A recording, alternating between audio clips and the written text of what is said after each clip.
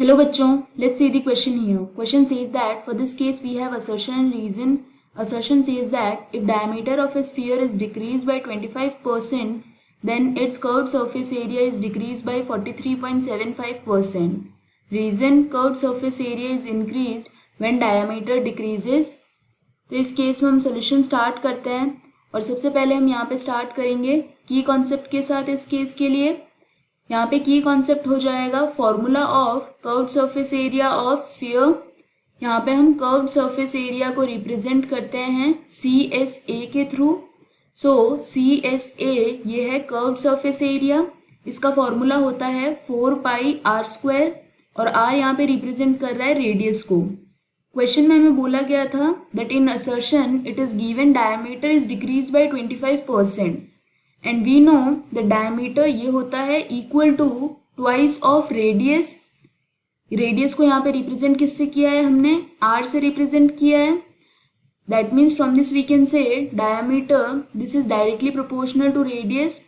तो जैसा कि क्वेश्चन में बोला गया है कि डायमीटर 25% डिक्रीज कर रहा है तो रेडियस भी 25% डिक्रीज करेगा। तो अब हम फाइंड आउट करते हैं 25% of radius. So this will be equal to 25 divided by 100 multiplied by r, which is 0.25 r. That is, अगर यदि इनिशियली रेडियस थी हमारे पास r, तो न्यू रेडियस कितनी हो जाएगी r dash. This will B r minus 0.25 r, which is 0.75 r.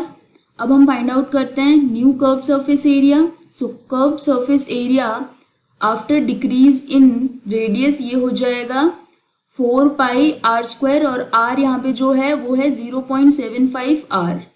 So this will be equal to 0.75 whole square multiplied by 4πr². अब हम क्या करेंगे यहाँ पे नेक्स्ट फाइंड आउट करेंगे कि कर्व सरफेस एरिया में कितना डिक्रीज हुआ है। बिकॉज वी कैन सी जो न्यू कर्व सरफेस एरिया है वो जो एक्चुअल कर्व सरफेस एरिया था उससे कम है, that is this is decrease. So this will be जो अर्लियर क्या था curve surface area minus new curve surface area divided by earlier curve surface area और multiplied by 100 because we are finding the percentage.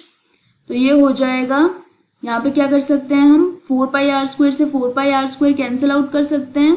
So this will be 1 minus 0.75 whole square multiplied by 100। तो जब इसको हम simplify करेंगे तो ये हो जाएगा 0.4375 multiplied by 100 which is equal to 43.75%।